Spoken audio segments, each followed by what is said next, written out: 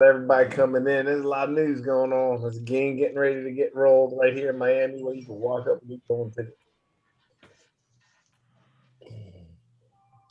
All right. Woo, we are live. All right. Let's get this bad boy going. So now we are live, and I'm back from last week, live out of Miami, Fort Lauderdale, and Lancaster, Pennsylvania. Welcome to the Jersey Boys Sports Talk, hosted by Byron Jones and me, Victor Orocho. Brought to you by the Sportscast. Today is November 11th, 2021. If you haven't yet, please subscribe to all our channels on the Sportscast. For the Sportscast channels, for YouTube, Periscope, iTunes. Again, I don't know how to keep reminding you. We got the Jersey Boys Sportscast, our own podcast on Apple. Go, just look us up. You'll see me and Byron's faces there. Join in. You can hear us anytime. You can hear yourself. You have some questions. We've got some good shows coming on.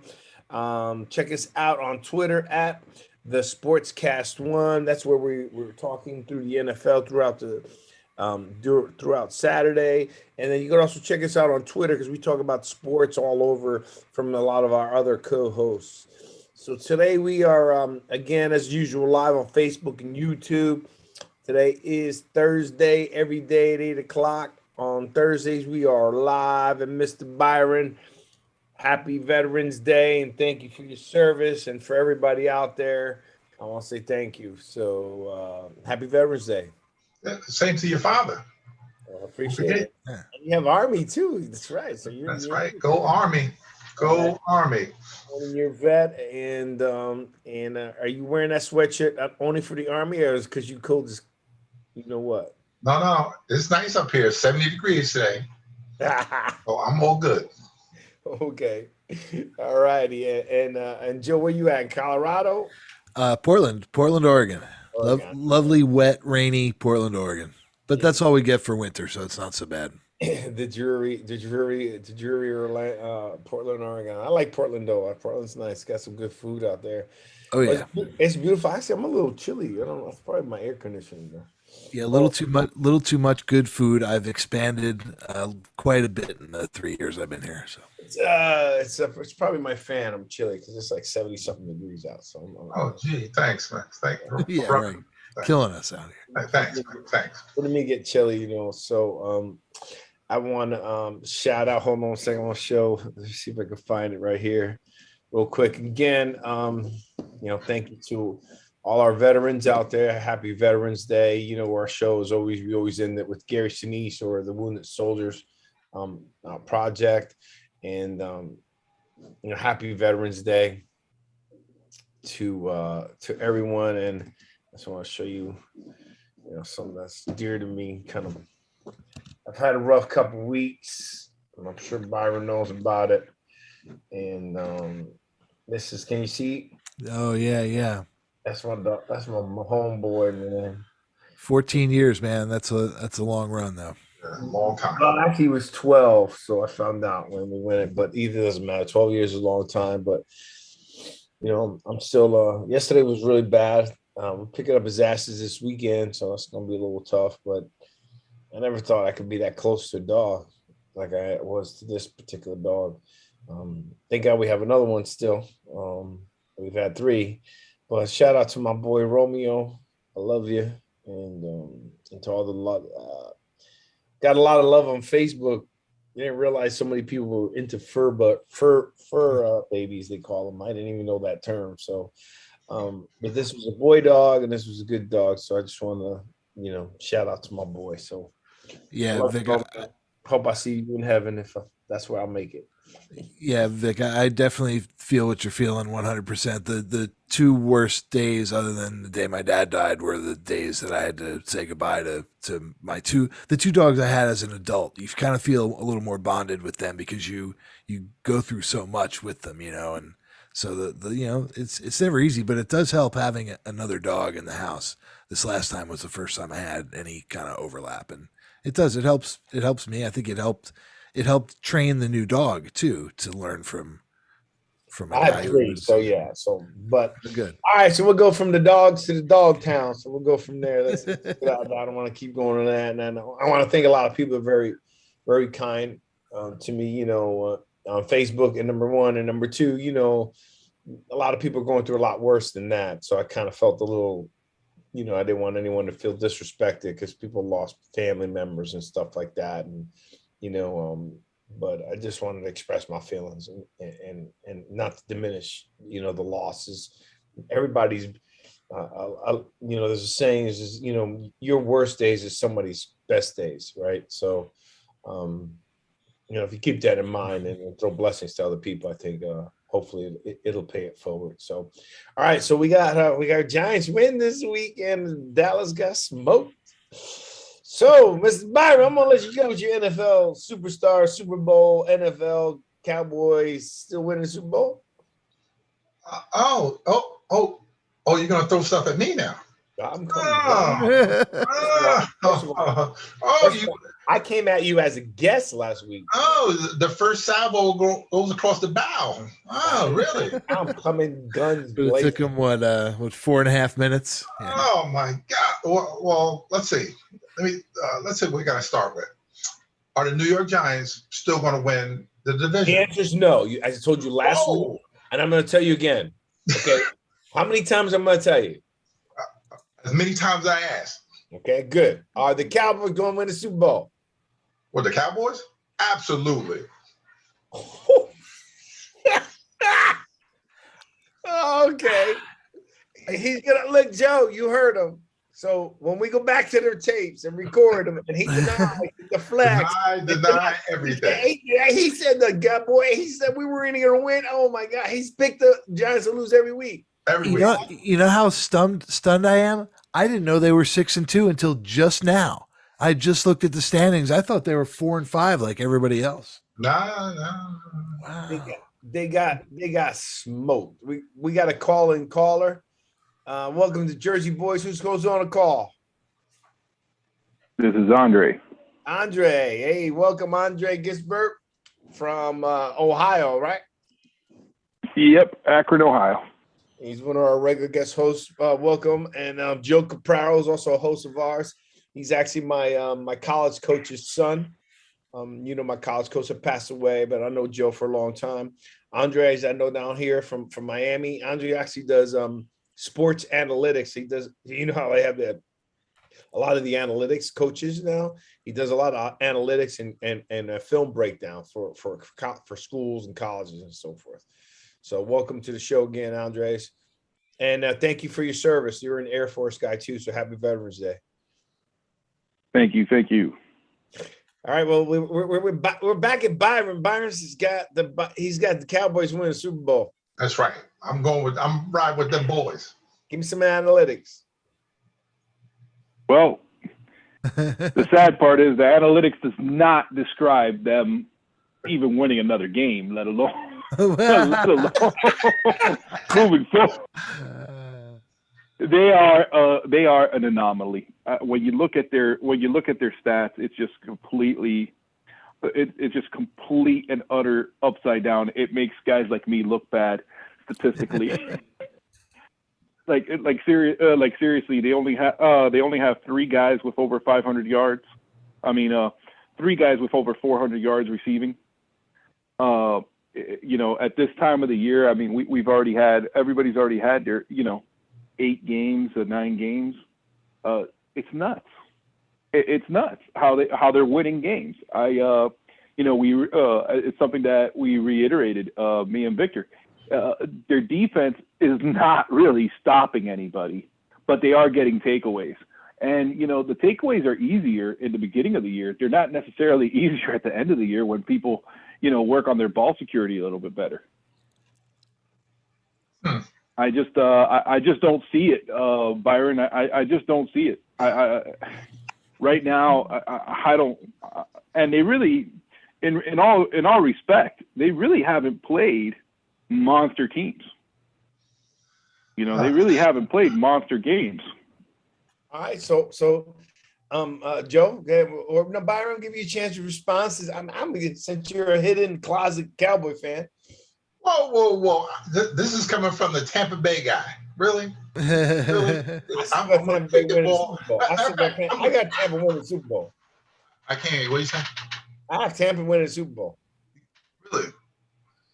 Are you And going wait a second. Now I'm going to go on record again, and again, that the Cowboys are only going to win one game in the playoffs. really? Yeah, that's it. I'm riding with them boys, man. I hate Tom Brady. You know why? Because he's, the wife, Giselle and all this other stuff, and we've been through that before. So yeah, I'm riding with the Cowboys, man. I don't care.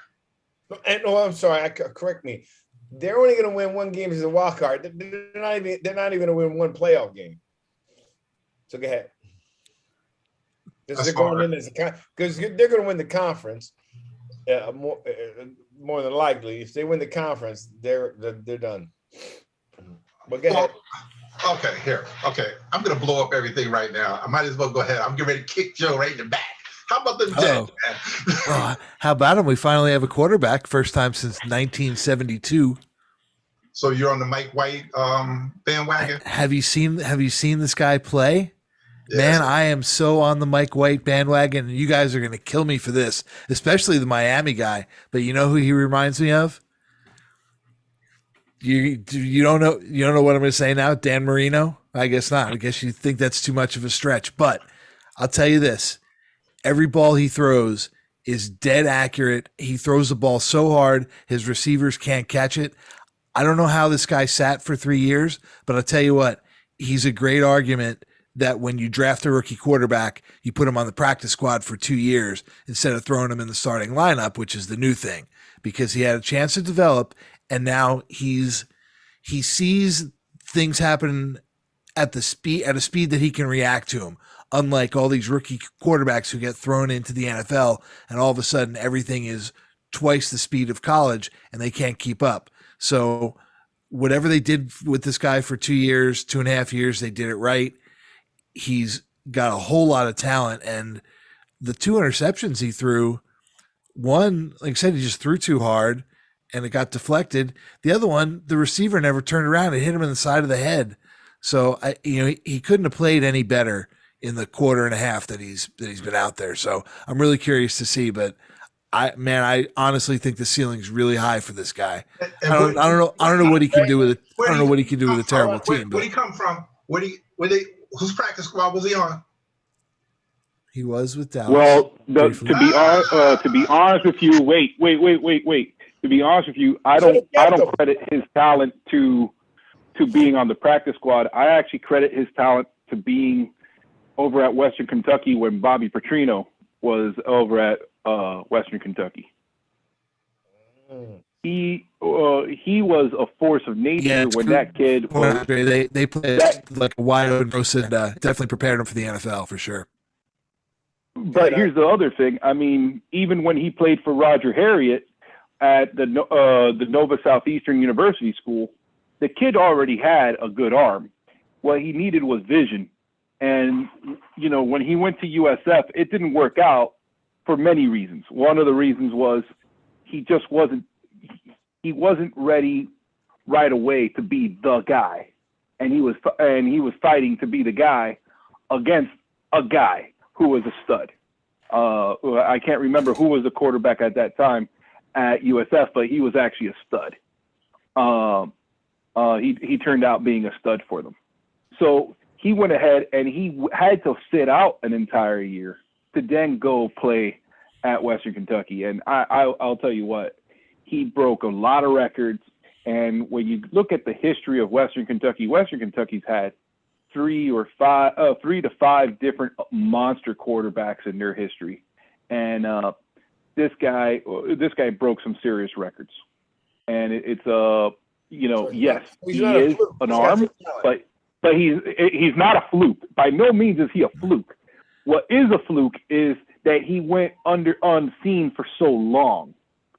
I just don't think he is the next Dan Marino. I'm sorry. I think he is. I think he's a Kurt Warner, but he's a different Hall of Famer. I think he's a Kurt Warner type. I mean, he has the drive. That's a pretty, those are pretty kind words. I mean, the Dan Marino thing, you can't give somebody that after a game and a half. But honestly, man, I saw the same things I saw from him that I saw in young Marino, and that's sort of poise, and he's big. You know, we're getting all these tiny quarterbacks now. He's got traditional quarterback size. Maybe that's what it is. It's just like he's a throwback to that like mid '80s quarterback that I love watching. But it's true that when he was in high school, Marino was known to throw the ball, that his receivers, when he came in, they had to adapt because he threw so hard. Like the speed of which, even no matter what kind of throw, deep, short, flare pass, he threw hard and with a quick release. So imagine having a quick release and throwing that hard. So I haven't seen. Byron, what happened to your? Wait, hold on. Back to the Jets. What happened to your QB rookie of the year? I'm sorry. Who was your selection in the beginning of the year? Zach Wilson. Okay, so I make sure we get back on that one. They haven't ruined him yet. Give him time. This might do it. The Mike White might do it, but I mean, you could still get something for Zach Wilson if you trade him this offseason, I think. Oh, they're already getting rid. They're already getting rid of him. So who do you think is in the front runner for QB quarterback of the year? Who do I think's having the best season? Who? It's just QB. Wow. I didn't know QB of the year was a thing. Is that something rookie QB? Oh, rookie quarterback, best rookie. I mean, I think the guy who I think is going to be the best is probably Jones. Yep. Andres? I honestly think the kid who's going to be completely overlooked, but is going to be the one who's going to stand out the most is the kid over at San Francisco. I honestly think he's going to be the one that everybody's overlooking. No, you're right. But how many games are you going to lose before you go ahead and not want to use your first round pick and start giving him some game time? Byron, who did I pick? I don't recall. He'll ask me every week about him remembering who I picked for the NFC East. But he has no idea who I call. I told you it was going to be Mac Jones. I don't remember that. I do remember exactly. And the reason being, one, I thought he was a good quarterback at Alabama, but I just thought he was a good, smart fit he was a good fit for the Patriots. So all of a sudden this year, there's 5 rookie quarterbacks that started right away. We've never had more than 2, I think, before this year. Is this it now? If you draft a quarterback in the first round, are you starting them week 1? Is that the way they've been doing that for years, though? I mean, when didn't they? Not to the extent that they're doing it now. It was only a couple guys a year, really. Justin Herbert didn't start. It all comes down. You know what I mean? You're starting to see these kids who came in, so they may not have started, but because they came in and did so well once they came in, now everybody wants to throw in that quarterback. And I don't believe in it. I think that's a problem. I think they ruined Dwayne Haskins. I think they ruined a lot of quarterbacks by just throwing them in there early. Sam Darnold. I mean, all of them. I totally agree. I think a lot of it has to do with the fact that this win now mentality, and they were just a quarterback away, when in reality they're missing too many chess pieces, and they're hoping, they're hoping that this one quarterback is going to totally change the dynamic, even though, he probably has Swiss cheese for an offensive line. He's got the 3 blind mice for running backs. I mean, let's face reality. They're not building teams like they used to. I hate to admit this, but the Patriots did it right. They always put high draft picks to linemen, to linebackers, to they didn't use these really good, amazing draft picks in the first couple rounds to guys that weren't going to make it. I think Byron said it best. Offensive line and defensive linemen, they stick around longer. Yeah. Byron. Am I right, Byron? Yeah. And Byron also mentioned you build from inside out, right? Start from the inside, build They're out. just not doing it anymore. And if you draft not doing it anymore. If you draft a tackle at number 7, that guy's going to the Hall of Fame. You draft a quarterback at 22, you don't know if he's going to start a game for you, if he's going to ever be any good. Yeah, but remember there was a while where they stopped drafting quarterbacks high because they were not only were they not panning out, you ended up paying them so much money up front. So there was a long time that there was Sam Bradford. Yeah, you're paying lots of money for quarterbacks drafting in early. They're not lasting, they're not performing. And then when they went to picking linemen and defensive, a lot of defensive guys were picked in between those years, and those guys panned out. Running, guys that you could play right away. You know what I mean? And it's a copycat league. They try to find the next. It's no different than coaches, right? The young coaches that try to get right away. Byron, but let's talk about the win. Daniel Jones playing pretty good. Pretty good. And my guy that I said a run game. The kid ran pretty good too. Booker, yes, he ran pretty good. They blocked finally. The defense is coming around because my guy that I wanted them to put in a long time ago, Roche, the kid from the U,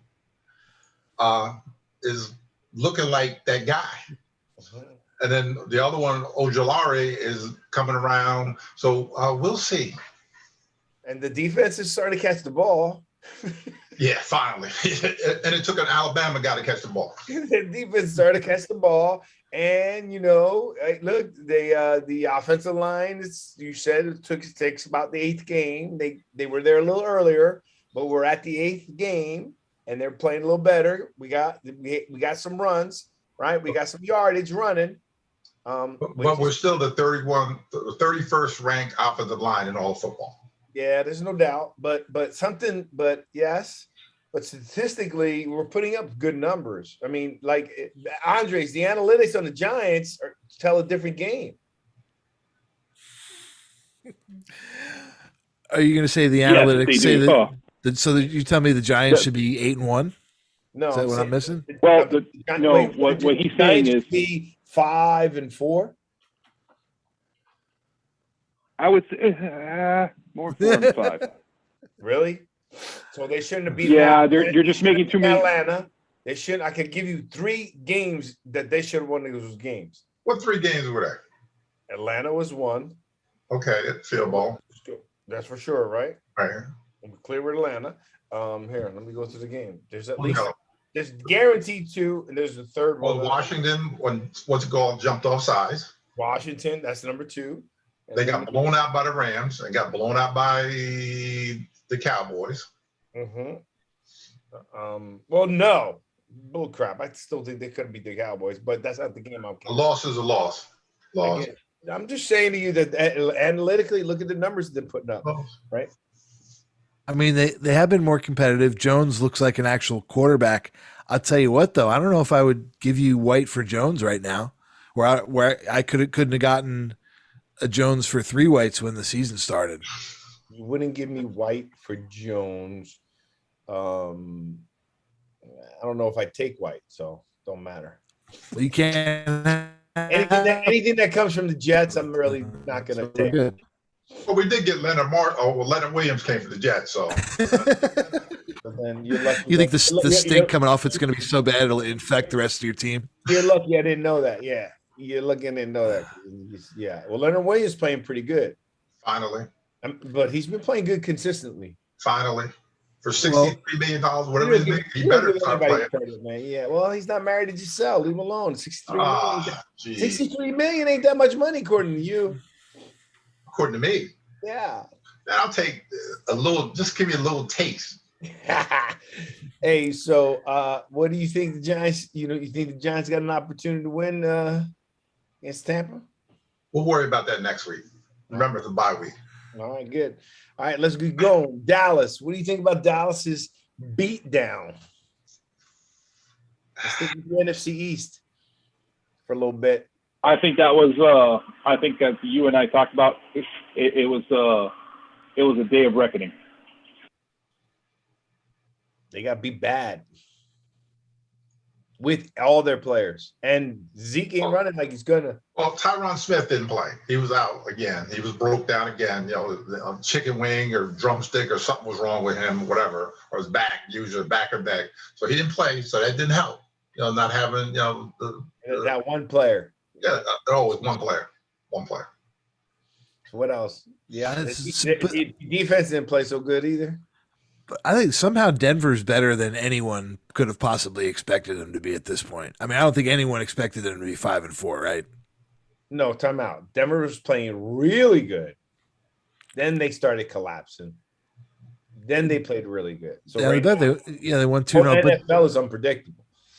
that's the other thing, especially this year. I think more than ever, anybody can and will beat anybody. I mean, look at the Jets Chiefs game was close, which it should not have been. I mean, that's you're talking about a top 5 team and a bottom 5 team. But you're absolutely right, Vic. The parity in the NFL, I think, it's always been the most even of all the major sports leagues, but it seems like this year it's even more so. And what is that? Is that just all the young quarterbacks coming up? Is that the salary cap finally being around for so long that it's taken effect? Well, what do you think, Mr. Analytics? What do the numbers say? I think the salary cap is having a lot to do with it. I mean, it's changing the way people are finally doing their salaries.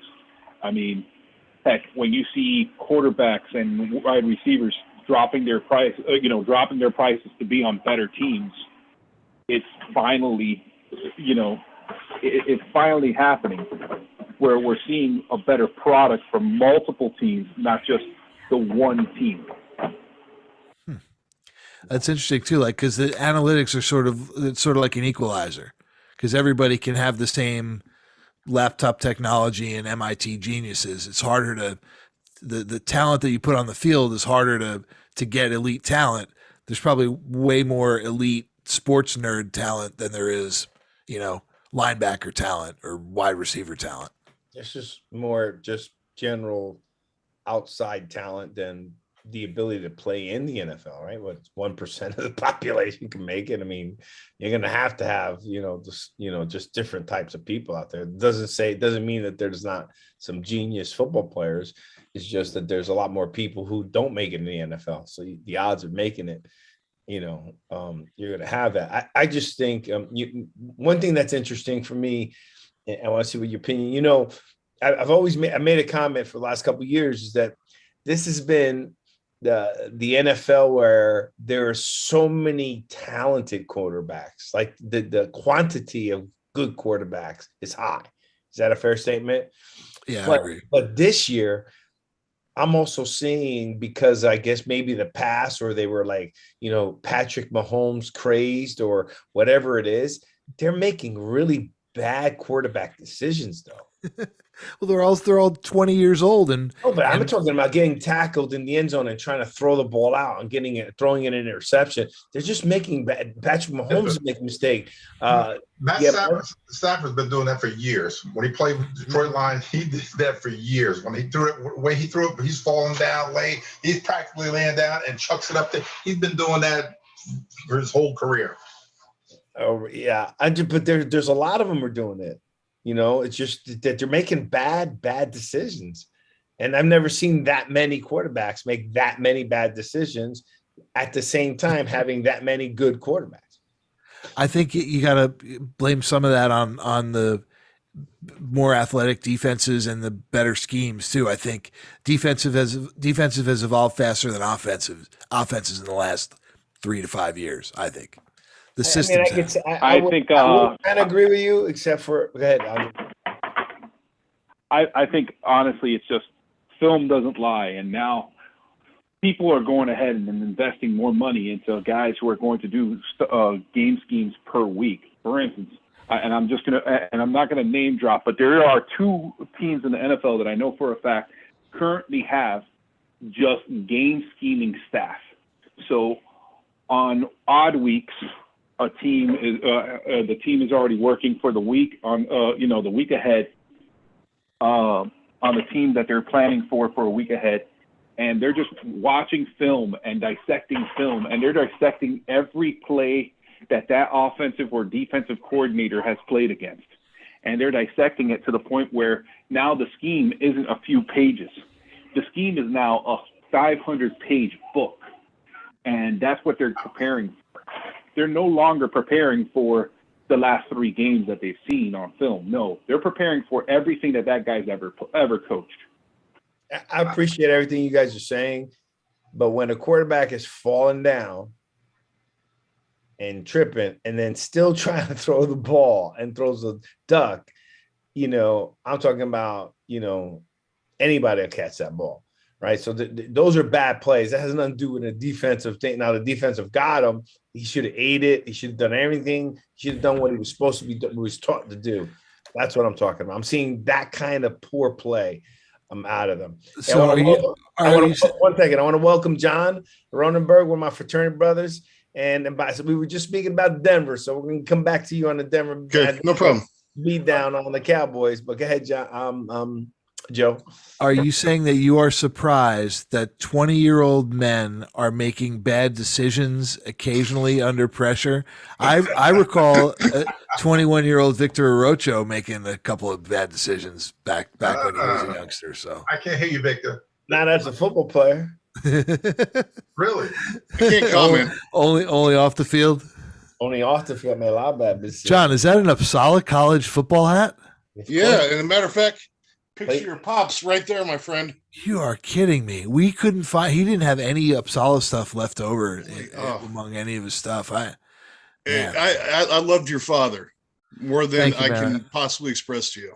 I appreciate it, man. And he I can't tell you the the impact that your pops had on my life. He believed in me when I didn't even believe in myself. He's a great man, and he'll tell you how to make many mistakes. But yeah, in fact, I make quarterbacks make mistakes. No, Joe, but when you come on, man, you call them 20 years, but you don't make it to the NFL because you didn't have talent, and you didn't study, and internet. You cannot tell me when you're getting tackled in the end zone and you're trying to throw the ball up in the air, Joe, that's just a 20-year-old making a dumbass mistake. No. I agree with you, but my point sort of in making that joke is that there are a lot of young quarterbacks in the league, and they're going to make a lot of mistakes. Some of them are, you're right. You still look at them and say they're stupid mistakes, but I'm talking about the dumb mistakes, right? I'm talking about, not throwing the ball away. Matt Stafford is the one that you're talking about who did that. I'm talking about Carson Wentz did it. No, I'm talking about, what's his name? He did that. Matt Stafford did that where he's laying down practicing. Yeah, he did it. Carson Wentz did it, but Patrick Mahomes has been doing it. Patrick Mahomes has done it 6 times. Go ahead. Yeah, but how long has Wentz been playing? 5-6 years? It's not like he's like a new, brand new. And Matt Stafford's been doing it for 10-12 years. That kind of maybe Calvin Johnson will catch it and just chuck it up there. He's always done that. When you have Calvin Johnson, you can do that. If you were playing for Detroit, wouldn't you just throw anything up in the air too? What? If you were playing for Detroit, I would throw anything I could up in the air too. No, if I had Calvin Johnson, yes, no matter I would what do you that. put in Detroit, doesn't work. That's why he got out of Detroit too. Now he's with the Rams, still doing the same thing. And look what's happening with Jared Goff. They're questioning it. He's getting questioned by his own coach. Detroit's a mess, though, guys. I mean, that's you can't really blame Jared. Detroit is always going to be a mess. Well, you can't blame. My point being that is you can't blame Stafford then. No, you're right. No, you're absolutely right. I'm just going one to the other, right? You're blame one, you can't. And my dumb mistakes was purely about like the Carson Wentz's, the Patrick Mahomes, the Daniel Jones, those kind of just crazy mistakes that I just, you're not expecting them to do, right? You're not, throw it. You'll hear you should have threw the ball. Why are you holding the ball so long? What are you doing those pieces? The great ones didn't do it. But that's what talking about quarterbacks. These guys, they're not like 22, 20. Mahomes is what, 5th year, 4th, 5th year. I don't know where him. Carson Wentz is at least his 4th, his 5th year. You're talking about guys that have been playing, for a while and should be doing this stuff, but they aren't. Yeah, they shouldn't be. Well, but I think Patrick Mahomes got used to just the luckiness. You call it luckiness or his talent pulling him out of some ridiculous situations. His talent overcomes a lot, but I think it's starting to catch up to him a little bit as the schemes catch up to him, and as once it's kind of like a pitcher. You got a pitcher who's been through the league 3 or 4 times, and the batters start to understand which arm angle means curveball, which arm angle means slider, and they start to adjust to them. I think the same thing happens with quarterbacks. Defenses get better at reading their body language. They're facing the same teams over and over. So I think it does start to catch up to them, and that's when the great quarterbacks find some way to get better and find some way to evolve. Aaron Rodgers has done it. Brady's done it. Brady, yeah. Although, but none of them were like Patrick Mahomes. I think Patrick Mahomes and the Kansas City Chiefs, my opinion, his problem is they got so used to the big play that they could be behind and make these things happen. And like Byron's always said, Tampa, everybody saw what Tampa did to them from a defensive perspective. And here, check this out. Here, Andres, what did they do? What is everybody doing in the NFL now to stop Patrick Mahomes? It's not necessarily that they're stopping Patrick Mahomes. They're stopping that offensive coordinator. He's become too predictable. And also, I think too dependent on Mahomes to pull him out. No. I'm sorry. You don't think? It's really the fact that if you look at his script, week 1, week 3, week 4, his opening drive, his first 3 drives, the scripts were the same. And no one's called him out on this in public, but the scripts haven't changed. He's not changing his scripts. And that's scary when someone is that blatant at his job, at laziness at his job. The other thing is he's not adapting well to this to that 3-3 stack that they're giving him. So they're going ahead and they're realizing, all right, we'll let Patrick Mahomes run left and right all he wants. He's not trying to cross the line of scrimmage. No, we know that. Yeah. Byron, as a resident defensive player, explain the 3-3 stack. That is beyond my scope. Oh, sorry. So the 3-3 stack is basically 3 down linemen, 3 linebackers, You didn't play that. and 5 There's DBs. 5 players left though. Huh? Yeah, 5 DBs. 3-3 stack. There's 5 left. right. And you need them when you're trying to defend that Kansas City offense. Yeah. And that's what's happening. Everybody's facing him with a 3-3 stack, and with the 3-3 stack, you have you get these oversized DBs that are that probably played the whip or the spur in college, that they were just too big to be NFL linebackers, too big to be DBs in college, but too little to be the linebacker. But they were very athletic and they could cut off the slot. Well, now in a 3-3 stack, they're keeping up with your Gronks. They're keeping up with your Kelseys. They're keeping up with your Mike Evans because they're athletic enough to cover the 20 yards. Okay. There you go. Yeah, I learned something today. And Byron's claim to fame is that what they're doing is they're playing 9 up front and leaving 2 in the back, and will not let you make that big play with Tyreek Hill. Period. Just back up. Well, and that's I think because there's no more 3 yards in a cloud of dust offenses anymore. There's no more run heavy offenses, so you can afford to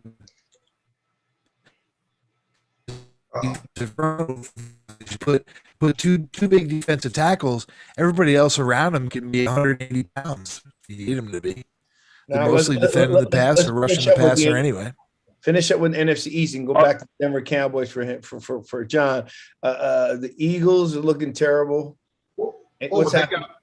They almost pulled that out. If it wasn't for that kid, that should have been a Giant, Herbert. That's what that was. That last second field goal. Jalen looked good. He didn't. Wasn't bad at all. He might be the quarterback in the future. People around here getting excited. About him, and maybe they might go a different direction as far as quarterback. But he did look good, and the other kid is just that much better.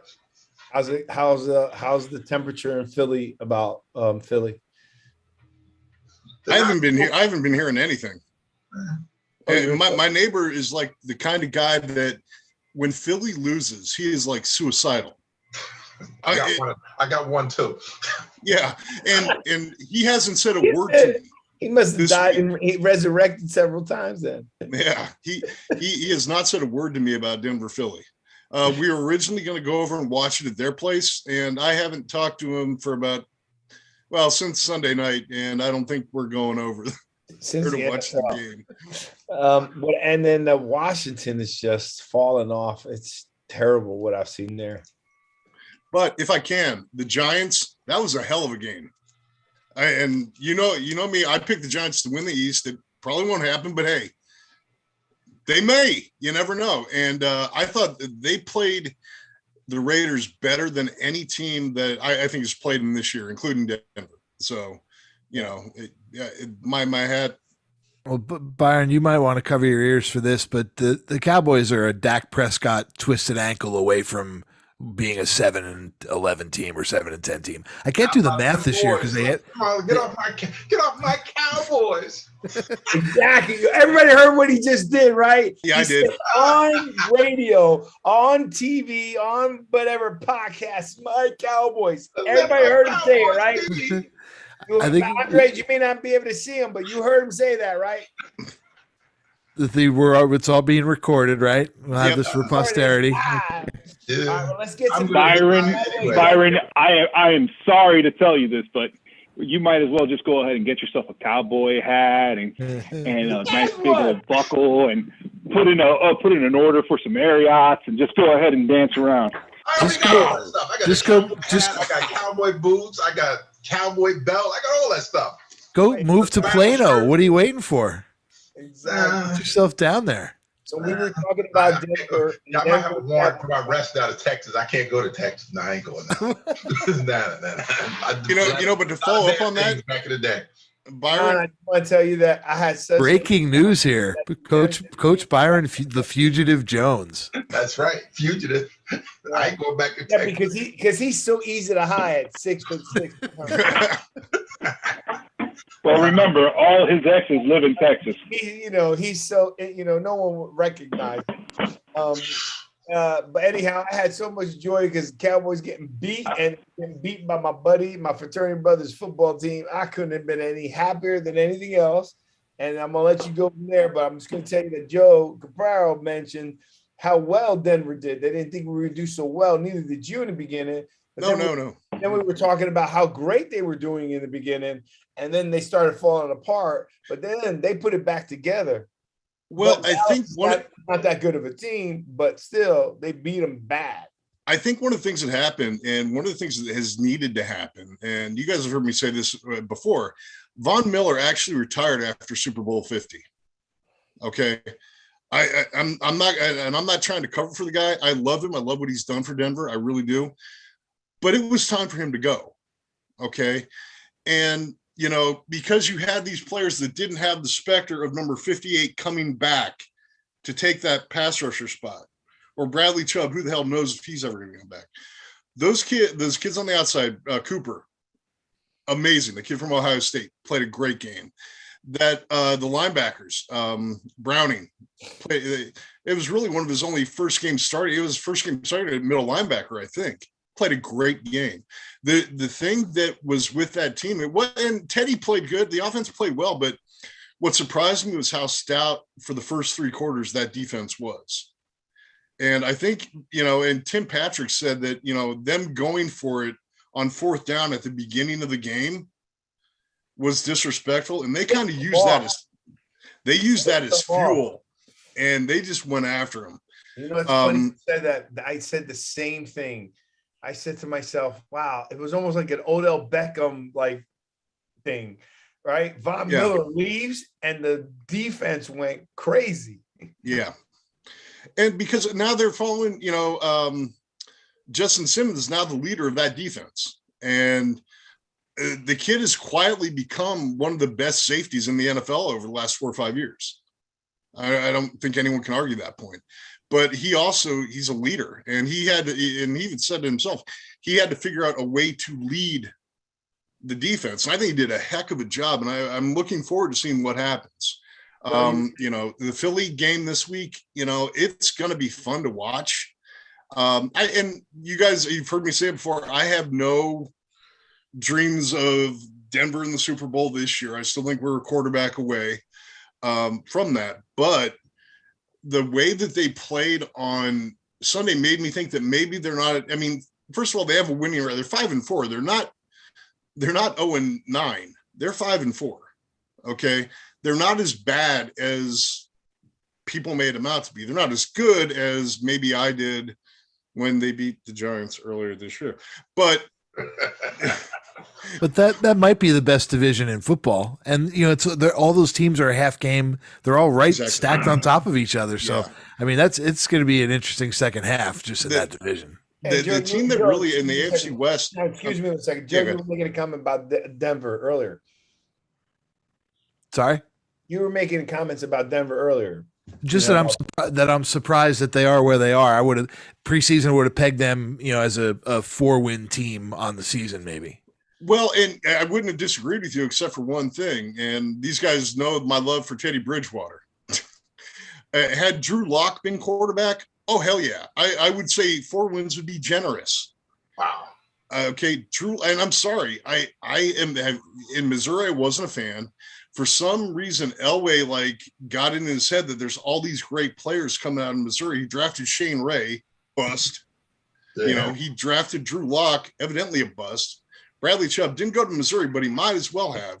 I'm considering him a bust now too. Okay.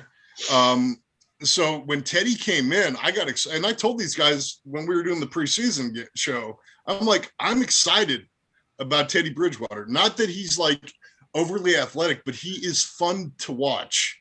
When he does have those moments of magic that he does, flashes, they're exciting. Like when he dropped that pass to Patrick, down to he had the 2 long passes on Sunday. I'm going, I thought people said Teddy couldn't throw the ball long, So I'm not saying we're going to the playoffs. I'm not saying anything. I'm a realist when it comes to them, but I think there's something that they may make some noise. Not a lot, but some. Andres. We may have lost the mind. I think team. No, I'm sorry. I'm muting. I'm muting I mute when I'm not talking so that you guys are not hearing me chewing. I just don't want to forget chewing my dinner. Thoughts? As you could imagine, I have a lot of love for Teddy Bridgewater, but that's on a personal level. I think the kid is an amazing young man. He's got, he grew up through a lot of adversity down in Overtown, Miami. I mean, the kid was originally from Overtown, then moved to Liberty City. As Victor could attest to, those are not 2 great neighborhoods. It's like 1A and 1B for really not great neighborhoods. And he's made quite the name for himself. And Sorry, he's made a name for himself. And one of the things that everybody attests to is that the kid's a film rat. So yeah. The fact that people are shocked that he has an arm, I'm not. I'm just more. I was saying that more conscientious that I'm just more conscientious of the fact that people haven't noticed that he has evolved his game. Yeah. He is getting rid of the ball faster than he did when he first came into the league. He is communicating better as he's moved on from team to team. He's communicating better with what his deficiencies were and what his strengths are. He has changed the let's face reality. He's a commodity now. Yeah. He's a commodity now. If anything, people weren't thinking. Right, go ahead. Oh no! What I was going to say is, if anything, I mean, his decision making in general, just even going last year with New Orleans, it was like, okay, what? Wait, what? And he can sense when he's in trouble. He'll take the smart sack, but he'll also get rid of the ball, which is something earlier in his career. He held on to the ball way too long a lot of times, and he's changed that. And finding the open receiver and having faith in his receivers, I don't think it's something he actually really had before because he thought he had to do it himself. So I love Teddy, but go on. I'm sorry, didn't mean to interrupt. Byron, what are your thoughts? One of the things, sorry, but real quick, one of the things that you got to admit to a kid is when he goes out of his realm of his circle and seeks out help. Yeah. He's one of the guys that went to Peyton Manning and went to Eli and said, hey, can you guys coach me up the same way you guys coach up all those quarterbacks that coming out of college or coming out of high school? Yeah. He did that. That's actually pretty freaking noble. Well, Peyton, the old saying, the saying in Denver is Peyton will work with anybody. And it's really, he'll give them everything they need to know. And the whole thing was, Drew Lock fans, oh, he studied with Peyton for, 16 hours. 16 hours, to me, that's 2 work days, right? I have a feeling, I know, and I'm just saying, I don't know it to be true, but I have a feeling Teddy was there for probably like at least 2 weeks worth of work, like an 8-hour day. You know what I'm saying? So, but yeah, Teddy's, I love the kid. I wish him all the best. I hope he stays in Denver a while. If he doesn't, I wish him best wherever he goes. Because when he came into the league, Louisville, and my boss actually made this point to me the other day, is that Louisville has always been one of those schools that was never like a big school. They've always had good players come out of it. But Teddy made them legit, I think. And I agreed with him too, because outside of, and I'm going to go really old school Denver Broncos here, outside of Tom Jackson, I don't know any other player that came from Louisville.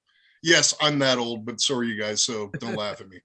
Byron, what do you think, Byron, about Denver and Terry and Bridgewater? For a guy that had such a horrific injury, when he's with, the Minnesota, as far as, coming back, it took him a while, to come back, to where now, you would think of him as like a game manager, but, he's a top 10, top 15 quarterback in his league, because, with the hard work and everything. So, I think he's made a great career out of his, just coming, from Florida, thing with his leg and, bouncing around with teams. And, I think he might have found a place with Denver. I think he's going to, he's doing a good job there. Yep. I mean, I think it's taken him a couple of years to recover from being a Jet, but he that's it for everybody, Joe. Yeah, well, he wouldn't be by any means the worst quarterback to ever win a Super Bowl, not by any stretch. So, well, let's see, Trent Dilfer. Sure. Yeah. There you go. Brad Let's go throw that out there. Brad Johnson. Jeff Hostetler. Sorry, Vic. Whoa! Oh, no. Jeff Hostetler. Oh, did I start something with 3 minutes left in the show? I'm sorry. Don't put Hostetler in that league. No. I would put, what's his name? The guy from University of Delaware. He's still playing. Flacco. Oh, Flacco. Yeah. Why do you gotta bring Delaware into it? You know where Flacco is now, right? Flacco's the Jets' number 3. That's my point. See what I mean? Backing I'm up. sorry. Is everybody forgetting Mark Ripien? Yeah. Is everybody forgetting Mark Ripien? Oh, did Ripien win? Yeah. He beat the Bills. And his nephew is now on the Broncos as our number 3. Oh, right. Yeah. But hey, before we wrap up, once again, I just want to say to Joe, my regards to your family once again, and I think Vic can say this too, that having your dad as a coach, as a mentor, meant a lot to all of us. I can't even explain what he did for me, and I don't ever think that I was able to repay him the way that I should, because I was one of those guys who was a screw up. And, I think he was happy to see me kind of turn things around during my freshman year of college. So he was always, kind of in the back, in his own way, because your dad was not a cheerleader. Right. But there was a bunch of us that undersized, no talent, whatever you wanted to call us back in '88, but we gave everything for your pops. And I wasn't there for when you did the memorial show, and I'm sorry about that, but I just wanted to let you know what your father meant to me personally. And I can never forget all that he did for me. So I just I'll finish up with that. So right? He's a row. He's a row. Yeah. He's got and I think I can speak for my family. We really, and the number of people that have come up to us and said something similar to that is staggering, and it really helps us understand and appreciate his life and all the people he helped and all the things he did for people. And if you feel like you weren't ever able to thank him enough to give that back to him, just know that my mom's watching this right now. Just know that you're giving it back to our family right now, and we really, really appreciate that. From Mrs. C, I loved your husband. All right, he was. I have a very tumultuous relationship with my father, and when I needed a father figure, Vinny was there. So just gonna leave it at that. That's amazing. Thanks, John. Thank you so much. He was much. a good man. He was a cheerleader for me, though. Yeah. Hey, what you want, bro? That brother was on my side all the time, and Joe, you know it. Yeah, no, Vic, you definitely had a special place in his heart, and still did. I mean, until he died, until the spring. He's a fan of mine, man. I know, and I'm a fan of his, man. You know, he taught me a lot. So, hey, I want to again, you know, happy Veterans Day to everybody out there. You know, Byron and Andres, particularly who served. I do want to make a couple comments about what's happening in the league. Odell Beckham went to the Rams. That's pretty dangerous. Oh, really? Yep.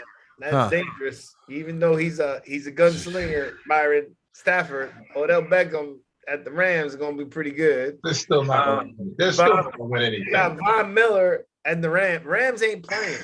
The Rams are stacking. They still say Vaughn retired after Super Bowl 50. I'm leaving it at that. Yeah, I just think, but then it doesn't hurt when you got you know, what's it, Arnold, yeah. On the other side, you know, you got to worry. You still got to worry about Von Miller. Like, yeah, you do. Like this, his name, his presence is going to be a concern for somebody. Yeah. And when he doesn't have to be the guy, it's going to be a problem. You know, his name's not knocking anybody down. And then Odell Beckham, you know, hopefully I like to see him do well. I still believe he's got a ball that's got to be thrown to him. Byron has a little different opinion on that one. But let me tell you something. This is his last team. There's no more excuses. I don't think he's either going to be out of the league or he's going to be out of the league. I mean, why would you pick a team that has Cooper Kupp, a good receiver, Cooper Kupp's awesome, and Robert Woods? They already got two good ones. So now he's going to, what is he going to be a third? I don't think he wants to be the number 3 on his team. But see, that's the thing, Byron. It's 2021. Teams, you need 3, 4, 5 receivers. You watch these teams; they line up with 3 wides 80% of their plays. The third receiver's not a scrub anymore. Either, no. Yeah. Would you put him in the slot? Where would you put him? Actually, that is the plan. That is the plan right now. They're probably going to put him in the slot. Yeah, and work them on pop passes and work them on deep slants. I gotta say that's a big slot receiver. Yeah, but that is a big slot receiver. But so is Gronk. So is Tony Gonzalez. So is Kelsey. I mean, have you seen how far they put? Have you seen Kelsey go out for a pass? I mean, the dude is 6'7", running down the middle, and you go, how the hell? Who's going to stop him? Well, that all started with a guy named Shannon Sharp. I'm just saying that. Byron, Mickey, you play safety. I'm sure you would have loved seeing Gronk coming down the field. Oh, hell no, man. All right, let's what were you saying, Vic, about the veterans? Let's go there. Yeah. Oh, well, you know, we had to bother Byron with the Bucks. They were talking about the Bucks today, and they were saying that they're so loaded at receiver that they're you know, they don't need to worry about Gronk playing with ribs. Let him rest as much as he can. They don't need, you know, AB's got a foot injury. They got another rib. They got enough tight ends. They got enough receivers. I was just backing up what Joe said. They're not stacking with 3 receivers. They're stacking with receivers. Yeah. They're just loading up. And when I say receivers, I'm adding tight ends into the mix now, because tight ends are getting the ball more than they've ever have, which is a problem I have with the Giants, because when the Giants won all of our Super Bowls, we always had a significant play when it came to a tight end. We got Evan Ingram, man. He was a Pro Bowler last year. Come on, man. He's no Mark Bavaro though. I don't like Evan Ingram. So come on now, we got a tight I end. don't like Evan Ingram. Last I year. don't even count him as. I don't even know he's a tight end. To me, I thought he was a big receiver. Did you forget one more thing? The one big story. What? Cam Newton. Yeah. Oh yeah. Happy for Cam Newton, though. Yeah. Yep. Happy for Cam Newton, man. I like that guy. I didn't want to see him out of league. You know, except that team is terrible, though. He's going to a terrible team. But he's playing. Yeah, but he's got Christian there for him, so maybe we'll see if there. That's his hometown. I mean, not his hometown, but that's where he started. You don't know what could happen. You understand? Yeah. Maybe he's a big dude. Dude who can't throw. I'm happy for him. I am too. I'm happy for him. Whatever you can say, Cam Newton. I'm happy for Cam Newton. Interesting information that we have. What's changing with the league, and I still think that the Arizona was impressive with a backup quarterback. I tell you that. Yeah.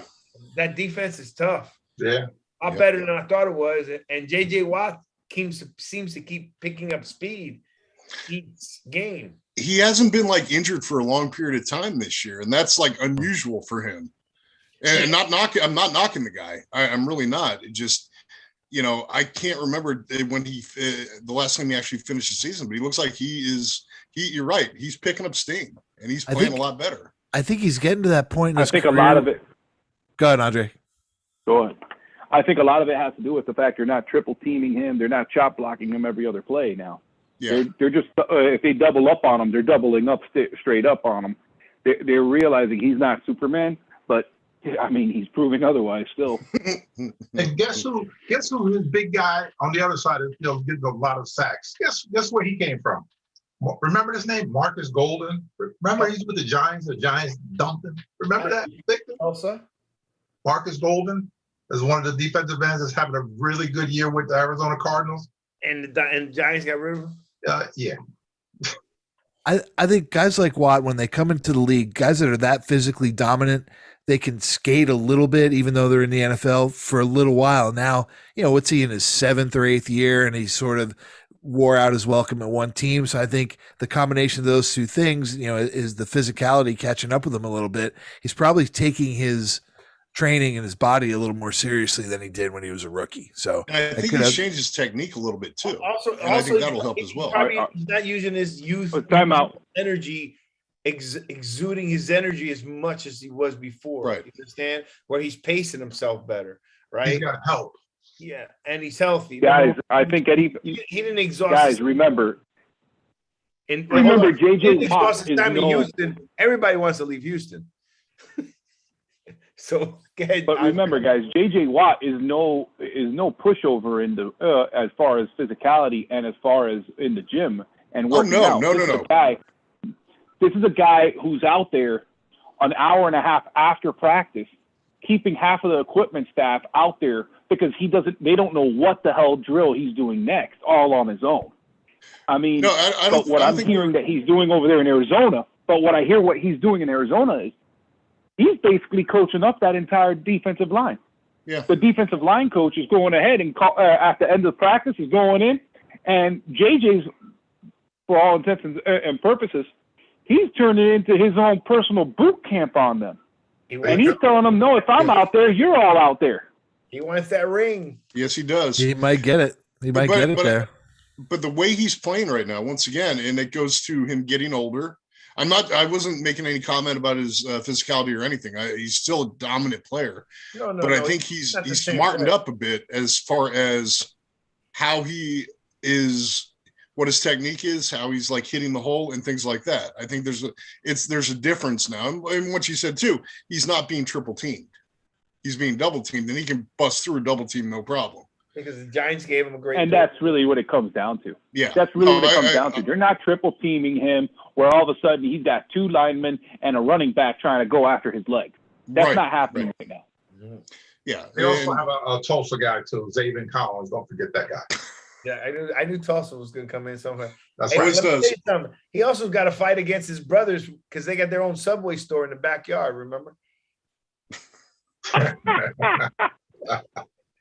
Because let me tell you, his little brother's good, man. Yeah, yeah. JJ Watt, that kid's no joke. He is JJ Watt. Young. Because that kid, he's playing. I mean, he got his money. As soon as he got his money, he came right out the box. Just like his brother. Yeah, but he came out of the gates. One thing getting paid, but he came out of the gate. First game, he had a sack, turnover, and a fumble. And every week he's doing something. And again, I just want to make my props. You know how I feel. You can say, hey, you always give me crap about the Bucks, but you know how I feel about Tomlin. I knew it. They gave him. Remember when they insulted him about the USC thing, this and that? You knew I was upset with that. Look how they're playing. Tampa Bay, yeah. Let's go be a Tampa Bay fan, man. Go on, man. Wow. Yeah, come on, give me credit. Every week. Love Tomlin. Every week. I like Mike Tomlin. I've always told you I like Mike Tomlin. I always told you Pittsburgh. Go be a Tampa Bay fan. Go get your Tampa hat. Go sleep with your Tom Brady jersey. I'm sure you got Tom Brady with a fourth-string quarterback. Joe, every week, Joe. It's like this. Every week, these two. Put your onesies on with Tom Brady's number on and go on to sleep. Okay, time out. Okay, it's very. Okay, time out. John, Joe, and Andre. Okay, how many different hats and different teams have you seen Byron wear during the time you've been on our show? I'm coordinating. I'm coordinating. Let's have a hat for everything. I want to say 7. I don't have. I want to say 7. I don't have my Bruce Arians FUBU hat to put on right now. Yeah, I got that upstairs. It's upstairs. It's around. I told you. I have the winter one now because the other one was the summer, so I'm putting the winter one on next week. Next week, the winter one. And then he talks about the Bucks and he wears a Bruce Arians hat. A Kangol hat. I'm a Bruce Arians fan. That's what I said.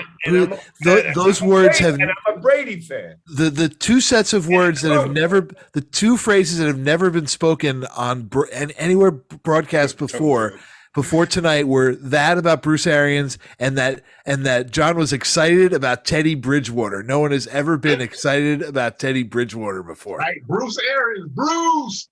Except maybe Teddy Bridgewater's wife has been excited. Hey. No whiskey, no biscuit. She's a hottie. Let's no whiskey, no biscuit. All right, guys, this was great. I really appreciate it. I hope you guys had some fun.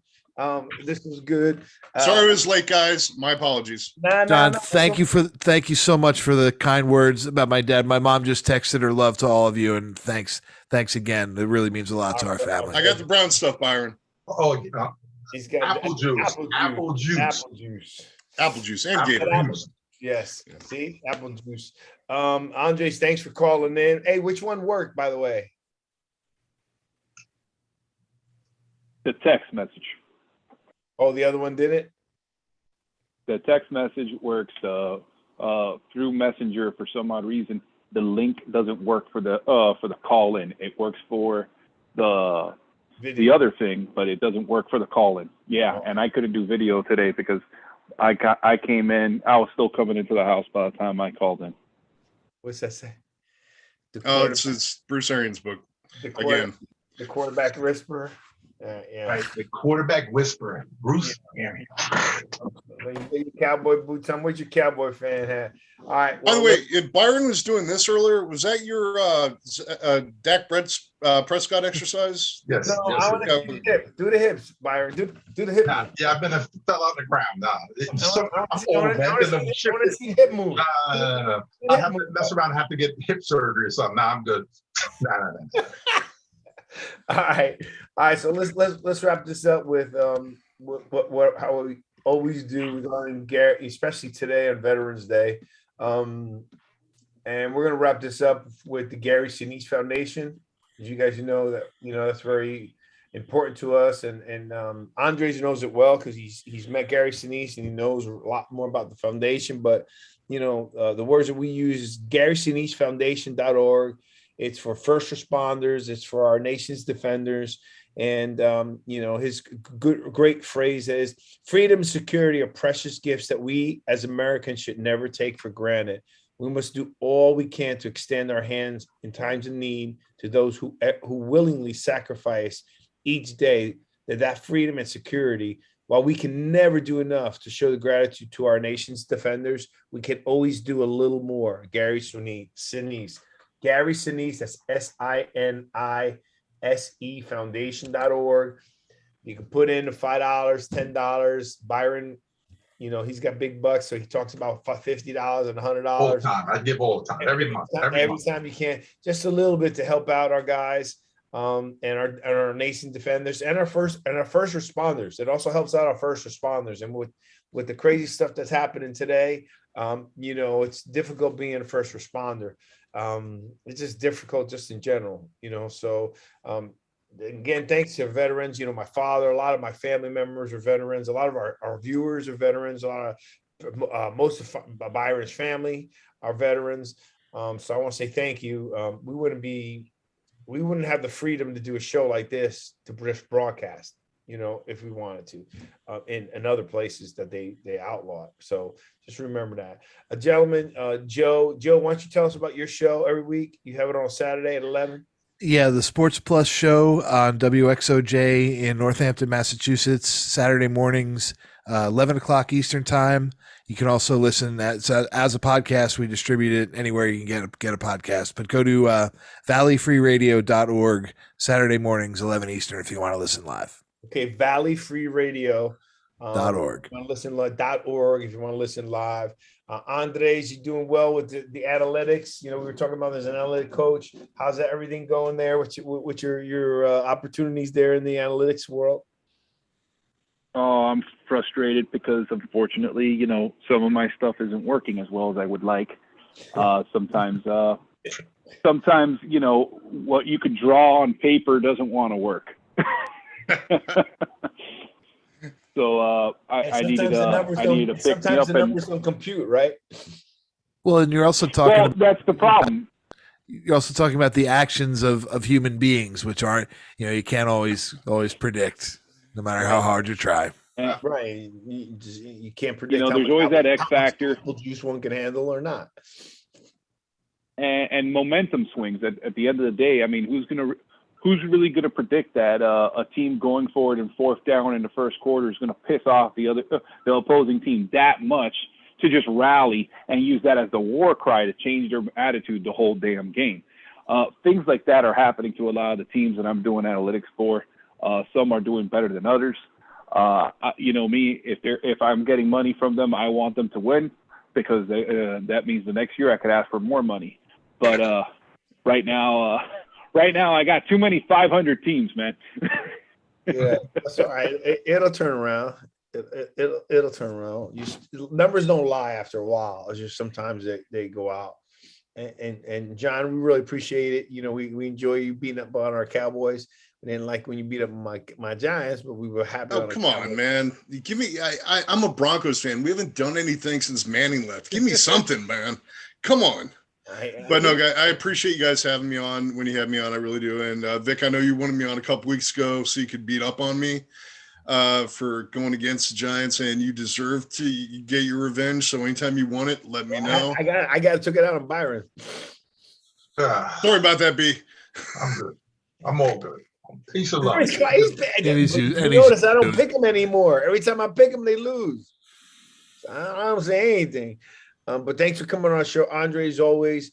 Byron, thank you and your family for everything you do. And, I think it's been good. And we'll see what happens. I still don't think your boys are going to get out of one round at all. But they will be in there to have the opportunity to go to the show. They will. We can't say that about the New York Giants. Hey. I'm still sticking with the Giants. Yeah, me too. But the problem is that if Denver beats Philly, does that mean Denver wins the NFC East? Just leaving it at that. Good night, everybody. All right. Good night, everybody. Thank you so much. Joe, we'll talk soon. And we're going to have you on, especially with that baseball guy. So I'm going to send you his book. And we're going to talk about that. Sweet. Sounds good. God bless you. Take care. Thank you again, John. Appreciate it. Peace. No problem.